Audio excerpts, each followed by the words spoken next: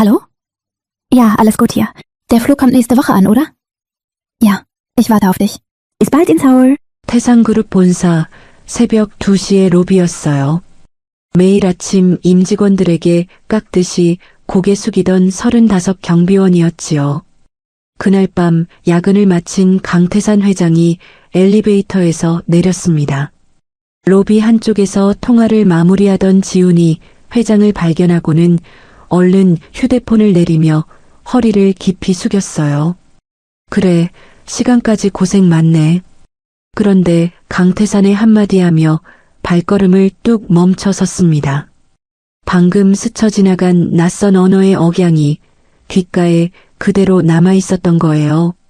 저기 잠깐. 지훈이 놀란 얼굴로 돌아섰어요. 네, 회장님. 방금 그거 독일어 아닌가? 발음이 꽤 유창하던데. 지훈은 멋쩍은 듯 웃으며 대답했습니다. 아, 네. 어릴 때 독일에서 좀 살았어서요. 언어 교환하는 친구랑 가끔 연락하다 보니 아직 입에 붙어 있더라고요. 독일에서 살았다고? 어디쯤이었나? 회장의 목소리가 살짝 떨렸어요. 지훈은 별 생각 없이 답했지요. 프랑크푸르트 근처였어요. 사실 그때 기억이 거의 없긴 한데 그 지역 이름만은 이상하게 잊히지가 않더라고요. 그 순간 강태산의 얼굴에서 핏기가 가셨습니다. 심장이 미친 듯이 뛰기 시작했어요. 20여 년 전 바로 그 도시의 골목에서 잃어버린 아들의 얼굴이 지금 눈앞의 청년과 겹쳐지고 있었거든요. 그럼 한국에는 언제 들어온 건가? 10살 좀 넘어서요. 그 전 기억은 거의 없어서 보육원에서 지내면서 새로 배운 거나 마찬가지예요. 회장은 더 이상 말을 잇지 못했습니다. 애써 침착한 척 고개를 끄덕이며 자리를 떠났지만 몇 걸음 못 가 걸음을 멈추고 뒤돌아 지훈의 뒷모습을 한참이나 바라보았어요. 그리고 곧장 비서실에 전화를 걸었습니다.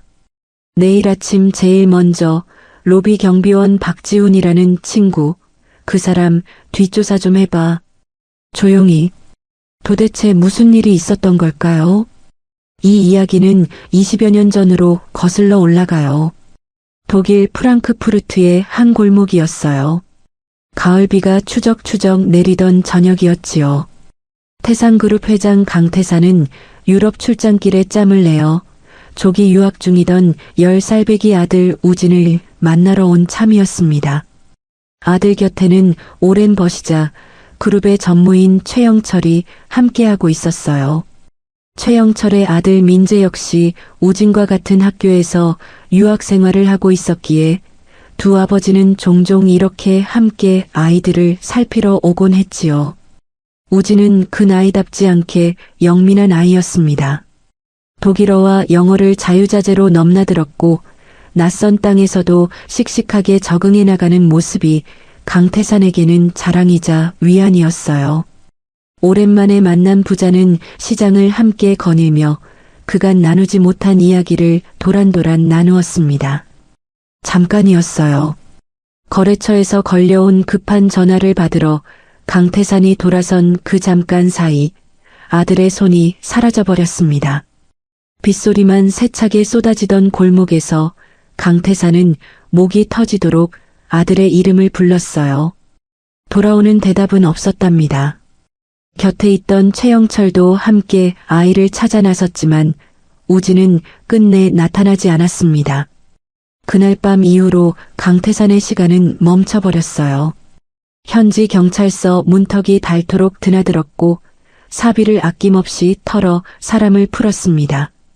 하지만 20여 년이 흐르는 동안 돌아온 것은 침묵뿐이었지요. 강태산은 그룹을 더 크게 일구었고 겉으로는 존경받는 회장으로 살아왔어요. 그러나 밤마다 아들의 사진을 꺼내보는 버릇만은 단 하루도 거른 적이 없었습니다. 친구 최영철의 아들 민재를 양자로 들인 것도 그 무렵이었어요. 벗의 우정에 기대고 싶었던, 그리고 허전한 자리를 채우고 싶었던 아버지의 마음이었을 뿐 다른 뜻은 없었지요. 그렇게 세월은 겉으로 무탈하게 흘러갔답니다. 그리고 그날 새벽 로비에서 낯익은 억양의 독일어를 들었던 거예요. 잊고 있던 빗소리가 다시 귓가에 울리는 듯 했습니다. 강태사는 그 자리에 선 채 20여 년 전 그 골목의 냄새를 다시 맡은 기분이었어요. 젖은 아스팔트 냄새, 그리고 손 안에서 빠져나가던 작은 손의 감촉까지도. 그는 아무에게도 이 마음을 말하지 못했어요. 확신할 수 없었기 때문입니다. 그저 조용히 사람을 시켜 그 청년의 지난 시간을 알아보기 시작했을 뿐이었지요. 그리고 며칠 뒤 뜻밖의 보고서 한 장이 그의 책상 위에 놓이게 됩니다. 며칠 뒤 강태산의 책상 위에 조용히 보고서 한 장이 올라왔어요. 심부름을 맡겼던 사람이 밤새 알아낸 내용이었지요. 지훈이라 불리는 그 청년은 사실 스스로도 자신의 뿌리를 알지 못한 채 살아왔습니다. 10살 무렵 독일의 한 보호소에서 발견되어 이듬해 한국으로 인계되었고 이름도 나이도 서류에 적힌 대로 받아들이며 자라야 했던 거예요. 보육원 원장은 그 아이가 처음 왔을 때를 또렷이 기억하고 있었답니다. 겁에 질린 눈빛으로 아무 말도 하지 못한 채 그저 낯선 언어 몇 마디만 웅얼거리던 어린 모습이었다고 회상했어요. 보고서를 읽어내려가던 강태산의 손이 점점 떨려왔어요. 발견된 시기와 장소, 그리고 아이의 대략적인 나이까지 모든 것이 20여 년 전 그 가을 저녁과 소름 끼치도록 맞아떨어졌습니다. 우연이라고 넘기기에는 너무나 많은 것들이 겹쳐 있었던 거예요. 그날 밤 강태사는 서재에 홀로 앉아 오래된 사진첩을 꺼내 들었어요. 독일의 학교 앞에서 환하게 웃던 아들의 얼굴이 그 위로 조용히 떠올랐지요. 20여 년이라는 세월 동안 단 하루도 접어두지 못했던 그리움이 다시금 목구멍까지 차올랐습니다. 혹시라도, 만약 정말로 그 아이라면, 떨리는 마음을 다잡으며 강태사는 결심을 내렸어요. 남몰래 사람을 시켜 지훈이 마시던 종이컵 하나를 조심스레 확보하도록 일렀답니다. 확신은 없었습니다. 그러나 이 신락 같은 가능성을 그냥 흘려보낼 수는 없었던 거예요. 한편 이 은밀한 움직임을 눈치챈 사람이 있었습니다. 20여 년 전 그 골목에도 함께 있었던 최영철 전무였어요. 회장의 표정이 며칠 사이 눈에 띄게 달라졌다는 것을 그는 누구보다 먼저 알아차렸지요. 태연한 얼굴 뒤로 최영철의 눈빛이 서서히 서늘하게 가라앉기 시작했습니다. 설마 그때 그 일이 밝혀지는 건가? 오래도록 묻어두었던 기억 하나가 최영철의 등줄기를 타고 서늘하게 스쳐 지나갔습니다. 최영철의 등줄기를 스친 그 서늘함은 좀처럼 가시지 않았어요. 수십 년을 형제처럼 지내온 사이였으니까요. 강태산의 표정 하나, 걸음걸이 하나만 봐도 무슨 생각을 하는지 짐작할 수 있었던 거예요. 그리고 지금 오랜 벗의 얼굴에서 최영철이 읽어낸 것은 두려움과 흥분이 뒤섞인 낯선 동요였습니다. 20여 년 전 그 골목이 문득 눈앞에 되살아나는 듯 했지요. 빗속에서 울던 어린 우진의 손을 슬며시 놓아버리고 돌아섰던 그날의 자신이 지금 이 순간과 겹쳐지고 있었습니다. 한편 강태사는 그날 이후 며칠을 뜬 눈으로 지새웠어요. 사람을 시켜 확보한 종이컵 하나가 유전자 감식 기관으로 조용히 넘어갔지요. 결과가 나오기까지의 시간이 20여 년보다 더 길게 느껴졌습니다. 그 무렵 강민재는 아버지 최영철의 심상치 않은 낯빛을 눈치채고 말았어요. 아버지, 요즘 안색이 왜 그러세요? 아니다. 별일 아니야. 최영철은 애써 웃음을 지어 보였습니다. 하지만 아들 앞에서까지 감출 수 없는 불안이 손끝을 타고 떨림으로 배어나오고 있었어요. 며칠 뒤 마침내 결과지가 도착했습니다.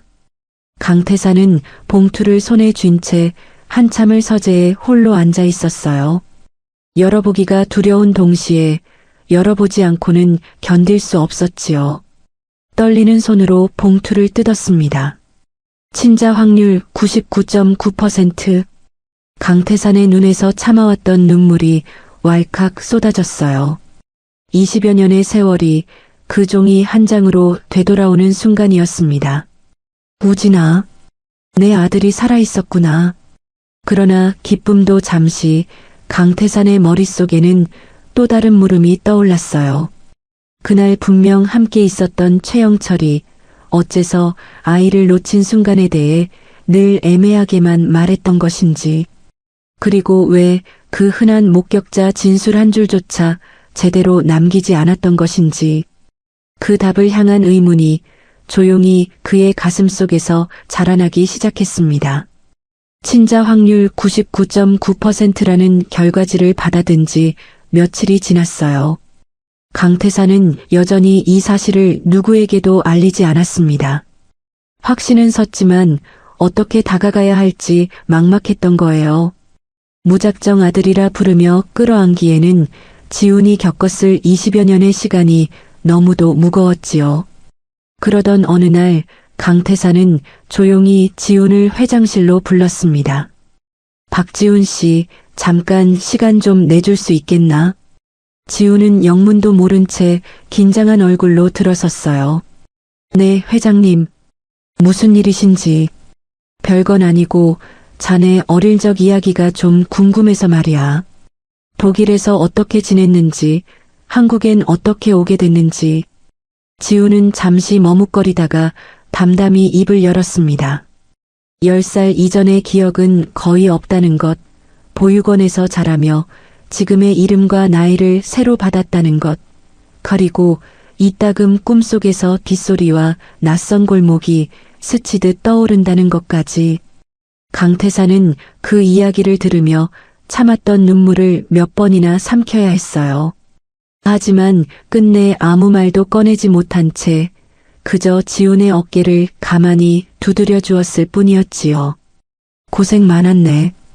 오늘은 그만 가서 쉬게. 지훈이 나간 뒤 강태사는 홀로 앉아 한참을 생각했습니다. 조만간 유전자 검사 결과를 공식적으로 확인시키고 모든 진실을 세상에 알리기로 결심했어요. 한편 이 소식은 곧바로 최영철의 귀에도 들어갔습니다. 회장이 로비 경비원을 따로 불러 긴 시간 이야기를 나누었다는 사실이 최영철의 불안을 걷잡을 수 없이 키워놓았지요. 그날 밤 최영철은 아들 민재를 은밀히 불러 앉혔습니다. 민재야. 아무래도 회장님이 뭔가 눈치를 챈 것 같다. 민재의 얼굴이 순식간에 굳었어요. 아버지, 그게 무슨 말씀이세요? 설마, 그 경비원 말이다. 회장님 친아들이 맞는 것 같아. 민재의 손이 떨리기 시작했습니다. 10수년을 자신의 것이라 믿어온 자리가 하루아침에 뿌리째 흔들리는 순간이었지요. 이대로 있을 순 없다. 어떻게든 막아야 해. 최영철의 눈빛이 차갑게 가라앉았어요. 오래전 그 골목에서 저질렀던 일이 이제 두 부자의 모든 것을 걸고 지켜야 할 비밀이 되어 있었습니다. 강태사는 이미 마음속으로 확신하고 있었습니다. 하지만 20여 년 만에 되찾은 아들이었으니까요. 어떤 흔들림도 남기고 싶지 않았던 거예요. 공식적으로 절차를 밟아 누구도 이의를 제기할 수 없는 확실한 결과를 남겨두고 싶었습니다. 지훈이 눈치채지 않도록 강태사는 조용한 방법을 택했어요. 지훈이 정기적으로 다니는 회사 근처 이발소를 미리 알아낸 뒤 그곳 주인에게 직접 부탁을 넣은 것이었지요. 다음에 그 청년 머리 자를 때 뿌리째 떨어진 머리카락 몇 가닥만 따로 챙겨주게. 이유는 묻지 말고. 두둑한 사례와 함께였습니다. 이발소 주인은 영문도 모른 채 고개를 끄덕였어요. 며칠 뒤 지우는 평소처럼 이발소에 들러 머리를 다듬었습니다. 아무것도 모른 채 자리에 앉아 있는 그의 뒤에서 주인은 가위질 사이사이 조심스레 뿌리가 붙은 머리카락 몇 가닥을 챙겨두었어요. 그렇게 확보된 머리카락은 곧장 그룹 공식 지정 기관으로 넘어갔습니다. 강태사는 결과가 나오기까지의 며칠을 또다시 뜬 눈으로 지새워야 했어요. 한편 이 움직임을 최영철이 눈치채는 데는 그리 오랜 시간이 걸리지 않았습니다. 회장 비서실에서 흘러나온 몇 마디만으로도 그는 상황을 짐작하고도 남았어요. 아버지, 재검증이라니요. 이번엔 정말 끝이에요. 민재의 목소리가 다급하게 떨렸습니다. 진정해라. 아직 방법이 없는 건 아니야. 최영철은 낮게 말했어요. 오래전부터 손을 대둔 곳이 하나 있었습니다. 그 공식 지정 기관의 데이터 관리 담당자, 다름 아닌 민재와 대학 동기였던 인물이었지요. 민재가 그 밤으로 연락을 넣었습니다. 거액의 대가와 함께 결과지의 수치를 조작해달라는 부탁이었어요. 며칠 뒤 강태산이 받아든 공식 결과지에는 참혹한 문구가 적혀 있었습니다. 친자 불일치. 강태산은 그 자리에서 무너져 내렸어요. 개인적으로 의뢰했던 첫 검사와 정반대의 결과였으니까요. 혼란과 배신감이 뒤섞인 채 그는 몇 날 며칠을 잠도 이루지 못했습니다. 그리고 바로 그 무렵 또 다른 사건이 터졌어요. 로비 경비원 라커룸에 대한 불시 점검이 있었던 날이었습니다. 지훈의 라커에서 그의 것이 아닌 거액의 현금 봉투와 낯선 USB 하나가 발견되었어요. USB 안에는 놀랍게도 회장실 기밀 문서 파일이 담겨 있었습니다. 지훈은 영문도 모른 채 그 자리에서 얼어붙었어요. 이건 제 것이 아닙니다. 저는 정말 모르는 일이에요. 하지만 증거는 명백해 보였습니다. 뇌물을 받고 그룹 기밀을 빼돌린 산업 스파이. 지훈에게 씌워진 혐의는 순식간에 그렇게 정리되었어요. 강태사는 두 가지 충격을 동시에 감당해야 했습니다. 아들이 아니라는 검사 결과와 눈앞에서 벌어진 배신의 정황까지. 흔들리는 마음을 다잡을 새도 없이 지훈은 결국 수갑을 찬 채 경찰에 넘겨지고 말았어요. 회장님, 저는 정말 아닙니다. 믿어주세요. 지훈이 끌려가며 외친 그 말이 강태산의 귓가에 오래도록 맴돌았습니다. 그러나 조작된 증거 앞에서 회장조차 무엇이 진실인지 확신할 수 없었어요. 그날 밤 최영철은 홀로 서재에 앉아 낮은 한숨을 내쉬었습니다. 미안하다, 우진아. 하지만 이번에도 어쩔 수 없었다. 20여 년 전 그 빗속의 골목에서와 똑같은 말이 다시 한번 최영철의 입안에서 맴돌고 있었지요. 수갑을 찬 채 유치장에 갇힌 지우는 며칠째 아무것도 삼키지 못하고 있었어요. 산업 스파이, 뇌물수수, 낯선 단어들이 자신의 이름 앞에 붙어 있다는 사실이 도무지 믿기지 않았습니다. 그저 성실하게 일해온 것밖에 없었는데 하루아침에 모든 것이 무너져 내린 거예요. 회장님도 나를 의심하시는 걸까? 그 생각이 들 때마다 가슴 한쪽이 저려왔습니다. 짧았지만 따뜻했던 회장실에서의 대화가 이제는 아득한 꿈처럼 느껴졌지요.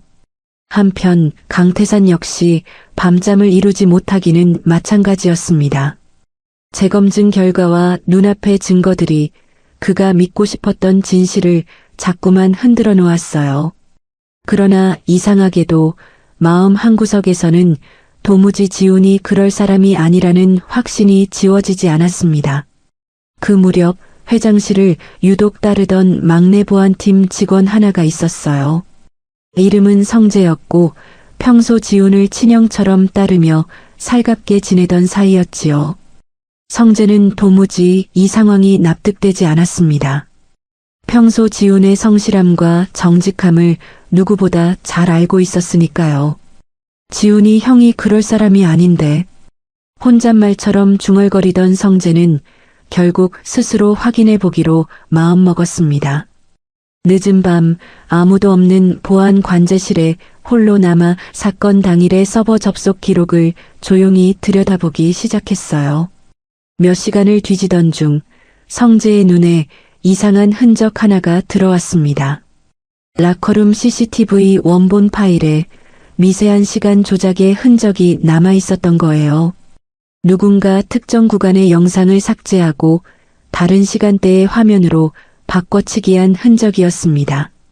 성재의 손이 떨리기 시작했어요. 이건 조작이잖아. 그는 조심스레 원본 백업 파일을 뒤져 삭제되기 전에 진짜 영상을 찾아내는데 성공했습니다. 화면 속에는 낯익은 얼굴 하나가 지훈의 락커에 무언가를 밀어넣는 장면이 또렷이 담겨 있었어요. 강민재였습니다. 성재는 이 영상을 어떻게 해야 할지 밤새 고민했어요. 잘못 나섰다가는 자신마저 위험해질 수 있다는 두려움이 밀려왔지만 지훈을 이대로 둘 수는 없다는 마음이 더 컸습니다. 다음 날 새벽 성재는 굳은 결심을 하고 회장실이 있는 층으로 무작정 뛰어 올라갔습니다. 자료 놓고 가시면 제가 위로 전달하겠습니다. 비서가 앞을 막아섰어요.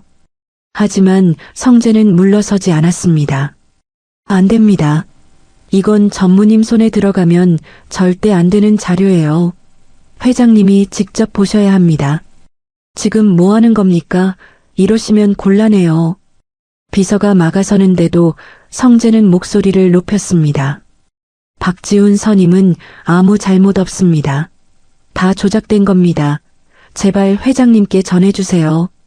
복도가 소란스러워지자 마침 회장실 안에 있던 강태산이 문을 열고 나왔어요. 무슨 일인가? 성재는 그 앞에서 무릎을 꿇듯 다급하게 외쳤습니다. 회장님, 꼭 보셔야 할 것이 있습니다. 강태산의 눈빛이 그 순간 날카롭게 흔들리기 시작했어요. 강태산은 떨리는 손으로 성재가 내민 영상 파일을 받아들었어요. 화면이 재생되는 순간 그의 얼굴에서 핏기가 완전히 가셨습니다. 라커룸에 몰래 들어와 지훈의 사물함에 무언가를 밀어넣는 민재의 모습이 또렷하게 담겨 있었던 거예요. 이게 대체 무슨... 강태산의 목소리가 심하게 떨렸습니다. 성재는 조심스레 덧붙였어요. 회장님, CCTV 원본이 삭제되고 다른 시간대 영상으로 바꿔치기 된 흔적까지 확인했습니다. 이건 명백한 조작입니다. 그 말에 강태산은 그 자리에서 눈을 질끈 감았습니다. 개인적으로 받았던 첫 검사 결과 그리고 지훈이 무심코 흘렸던 독일 지역 이름과 시기까지 모든 것이 다시금 머릿속을 스쳐 지나갔어요. 처음부터 진실은 하나였구나. 강태산은 즉시 신뢰하는 법무팀 인력을 불러들였습니다. 성재가 확보한 원본 영상을 근거로 은밀하고 신속한 재조사가 시작되었어요. 며칠에 걸친 조사 끝에 놀라운 사실들이 하나둘 밝혀졌습니다. 라커룸에 증거를 심은 정황뿐 아니라 유전자 검사를 진행했던 지정기관의 서버 접속 기록에서도 조작 흔적이 발견된 거예요. 두 사건 모두 민재의 지시였다는 정황이 명백히 드러났습니다. 그리고 그 뒤에는 언제나 최영철이 있었습니다. 법무팀은 더 깊은 곳까지 파고들었습니다. 20여 년 전 독일 현지 경찰에 남아있던 옛 기록까지 조회한 끝에 충격적인 사실 하나가 드러났어요.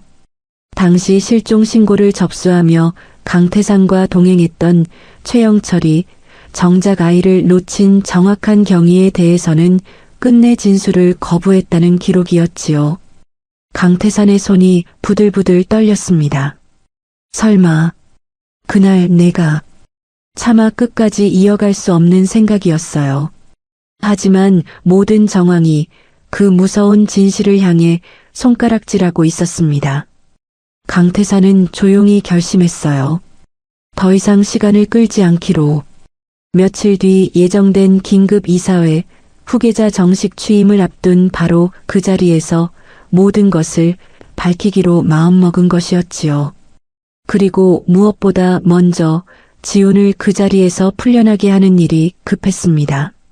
성재, 지금 즉시 법무팀과 함께 경찰서로 가게.